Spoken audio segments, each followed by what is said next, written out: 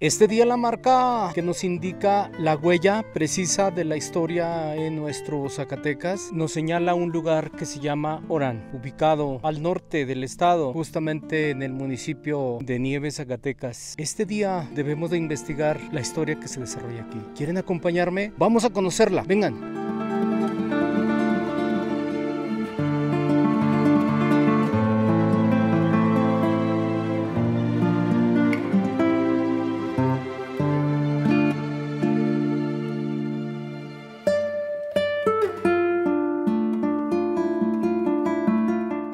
La historia, por supuesto que hay que darla a conocer.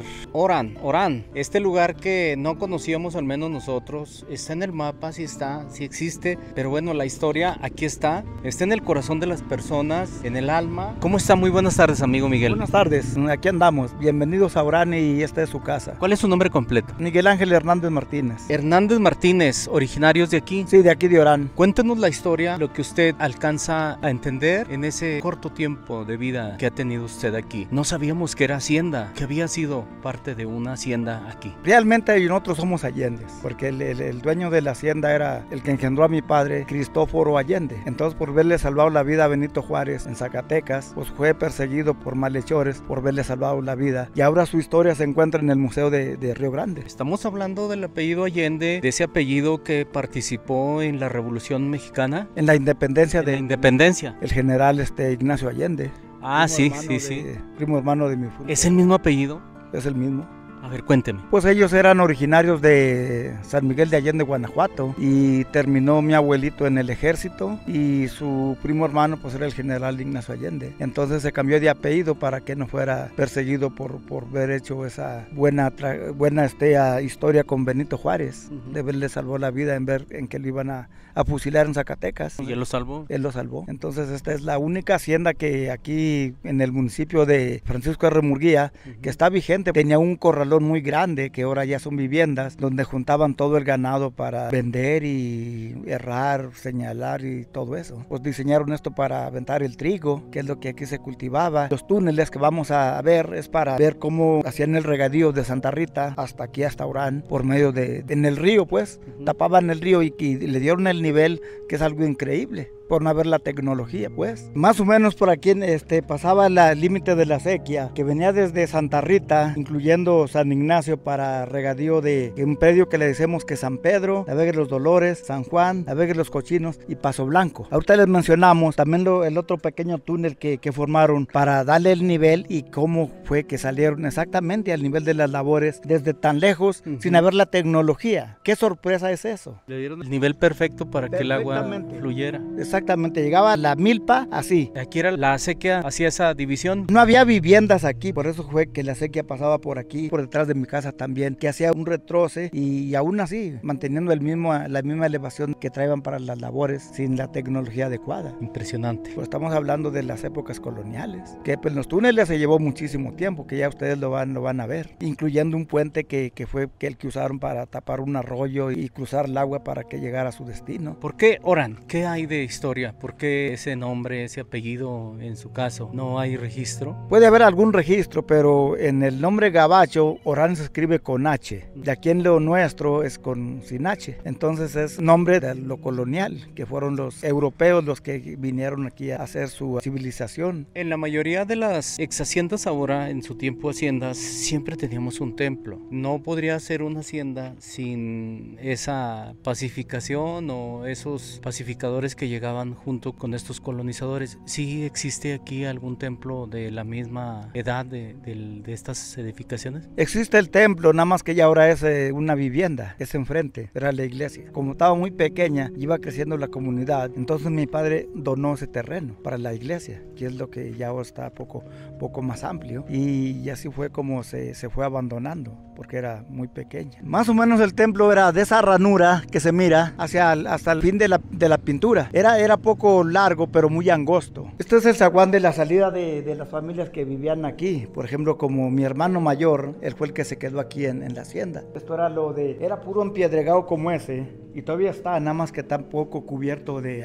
¿Este es original? Todo el patio era original, así como este. Ahí donde está más o menos las hierbas, ahí hacían la posada cuando la iglesia estaba aquí. Ahí quebrábamos las piñatas, hacían los bolos. Esto era lo del templo. Aquí es donde entrábamos al templo, pero aún así con el diseño dejaron todo original. ¿Cómo estaba el templo? Como está más o menos, así como miran la entrada, así está sus piedras, todo igual. Aquí va lo de la piedra, mire, la banqueta, que es lo original. Entonces esta era de beneficio, la ex hacienda, pero me imagino que los campos de sembradío eran muy extensos por el sistema de riego que ahorita vamos a ver. Había 2 sequias que tomaban de Santa Rita, pues. Una venía por San Ignacio, incluyendo el arroyo San Pedro, que es donde ustedes pasaron por el vado, que regaban aquí Paso Blanco y Orán, este lado del río de Orán. Y en el otro lado del río, pues ya ven que son los túneles, es lo que tenía la hacienda, para beneficio de su gente, que según iba creciendo las generaciones, pues iban abriendo más cultivos, y es como pues, empezaron el comercio y la civilización que ahora estamos viendo. Este pudo haber sido un pequeño bañuario que lo usaron desde la fundación de la hacienda, que si ustedes miran su drenaje para que ponían agua y luego se desaguaba, por aquí pasaba lo que es la sequía para Paso Blanco y la saucería, que regaban con agua desde Santa Rita, y pues aquí está poco en buen estado, nada más que hay que quitarle una tierrita y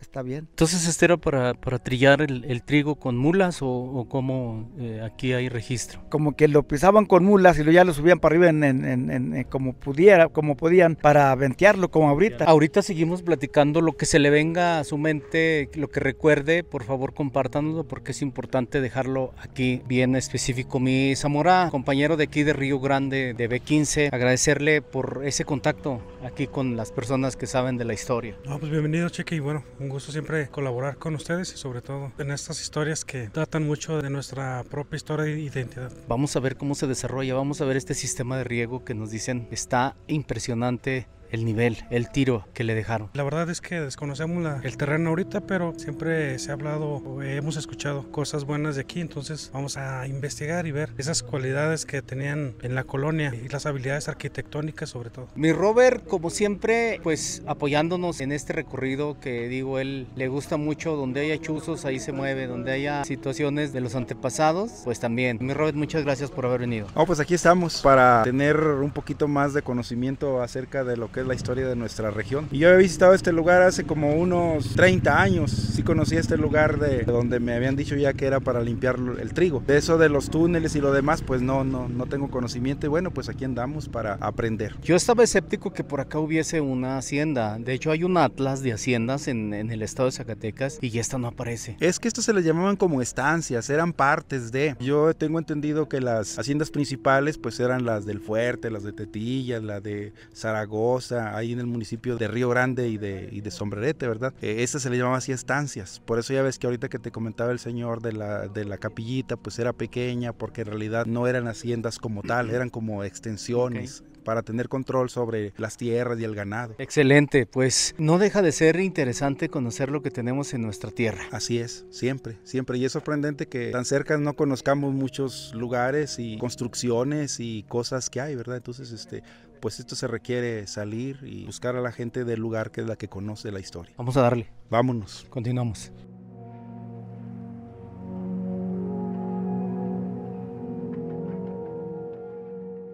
Desde aquí, de esta zona que existía este potrero donde era el límite, de esta extensión de hacienda, se le podría decir, de esta estancia que manejamos, que pudiese ser una estancia, como nos dijo Robert, de la hacienda del Fuerte o bien hacienda como tal aquí. Esta zona que estamos visitando, este tipo túnel, porque tiene algunos tragaluz a poca distancia, ¿ustedes cómo lo tienen registrado esto? ¿Como un acueducto, como un túnel? Creemos aquí que era para regadío de la Soledad, las vegas de los túneles, San Antonio que le nombramos y el Timbre. Esta es la entrada principal a los túneles y ahí vemos el sacrificio que se hizo de verlos puesto más o menos, en lugar de verlos hecho cuadrados el techo, pues está en círculo y son las ventanas ventanas para así tener luz y ir trabajando hasta el sol sale, hasta donde se encuentran con un arroyo muy profundo, que allí fue donde tuvieron que hacer un puente que hasta ahorita está en muy buenas condiciones, y vemos que falta trabajo para que se mire hasta donde viene terminando lo de el último regadío que hacían, que nosotros decimos que es el lote 1, la labor del lote 1. Ahí terminó el regadío de San Antonio, y el otro regadío vino terminando más o menos como en el lugar que le decimos que el Timbre. O sea, definitivamente ustedes creen que esto fue un sistema de irrigación para la zona, que posiblemente no tienen registro si hubiese algunas huertas, algunos huertos, porque el nombre de Orán en España lo manejan como lugar de las naranjas. Digo, viene el apellido, es un apellido turco. ¿No tienen registro que aquí hubiese habido huertas así grandes? Pues en un tiempo aquí en San Juan había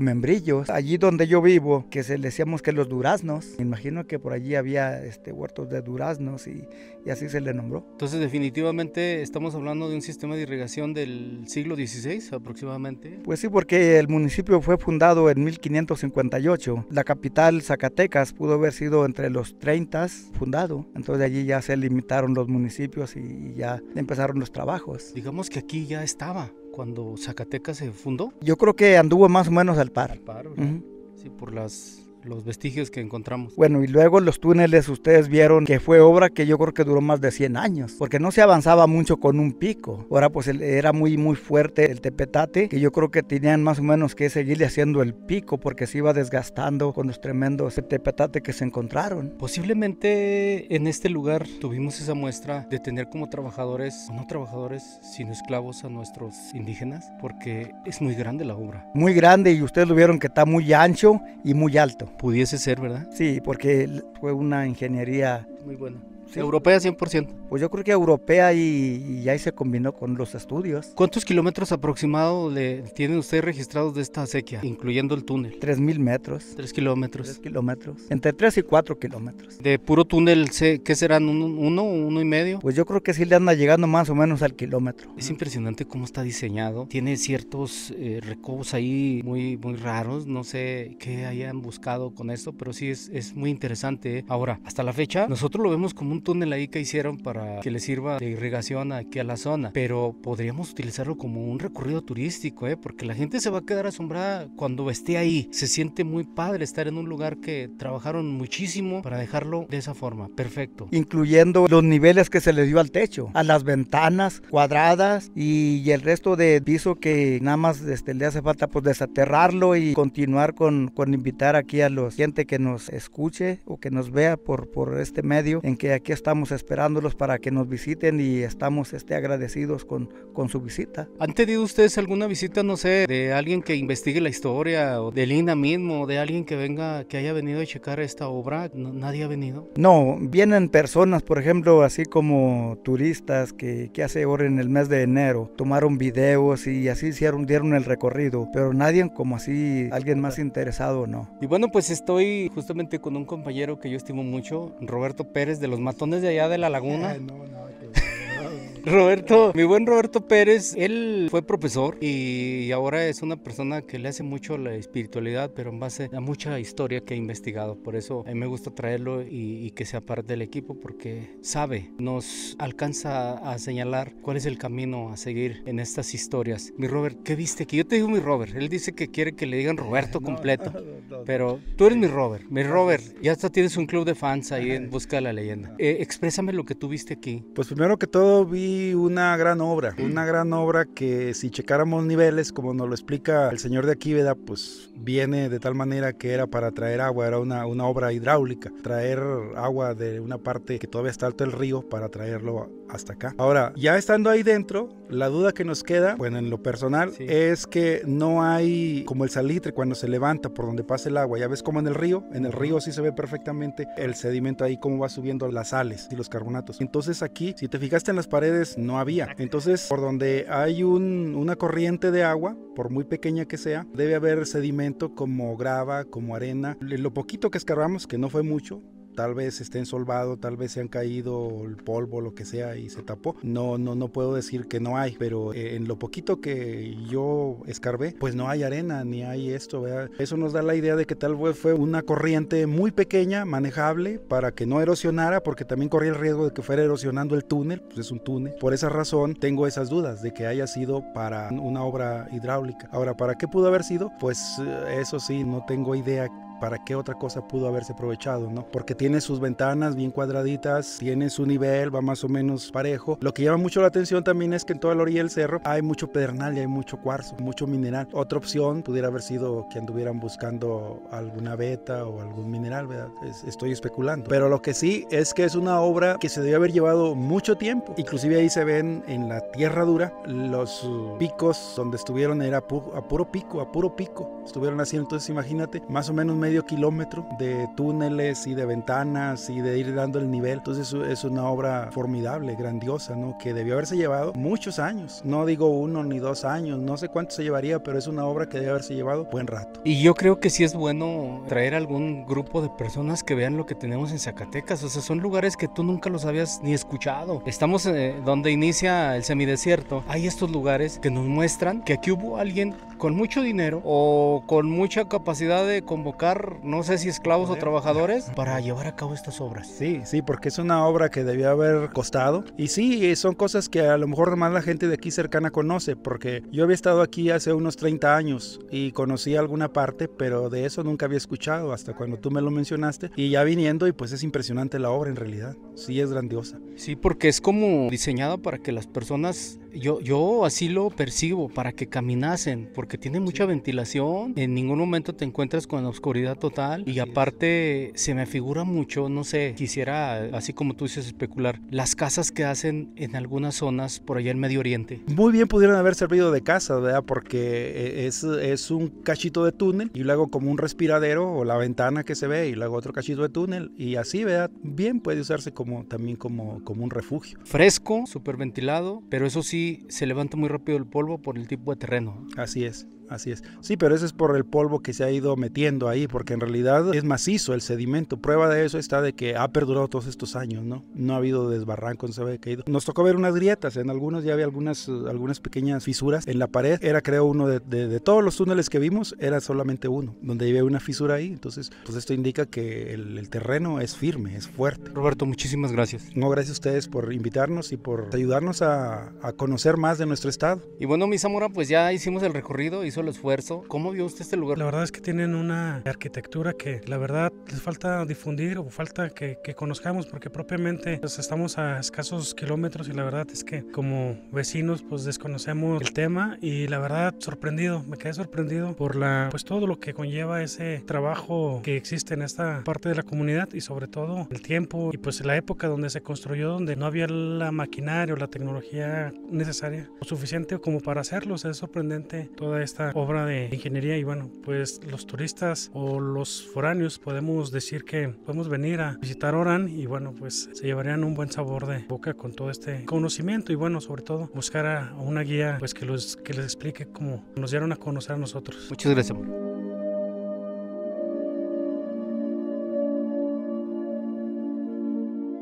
Esta zona es la que todavía hace poco tiempo este acueducto irrigaba esta zona. Posiblemente en el siglo XVI o el siglo XVII, eran unas huertas muy grandes, donde el nombre de ese apellido lo dice allá. Los europeos lo conocen como la zona de las naranjas. Posiblemente en aquel siglo esto era algo maravilloso. Y aquí estamos viendo justo la prueba de ¿qué? De lo que se hizo desde Santa Rita, que estamos hablando de más de 4 kilómetros, al punto cero del lote 1, que es donde terminaba lo que le nombramos que la sequía. Aquí ya en esta área, al sol se mete, la altura que tiene el río, que era imposible hacer estos regadíos, producir alimentos para las gentes que vivían aquí y no había la tecnología de que podían traer de otras áreas. Aquí se tenía que producir todo. Este es el punto muerto de la corriente, un acueducto, que es una verdadera obra de arte y que todavía está aquí. nos muestra un trabajo impresionante, una tecnología que a lo mejor en aquel tiempo nuestros nativos no la entendían, pero aquí está en pleno 2024, podemos venir y disfrutarla, sentirlo. Es un lugar que trae mucha paz, a pesar de que sabrá Dios los sacrificios con lo que se haya hecho. Valió la pena todo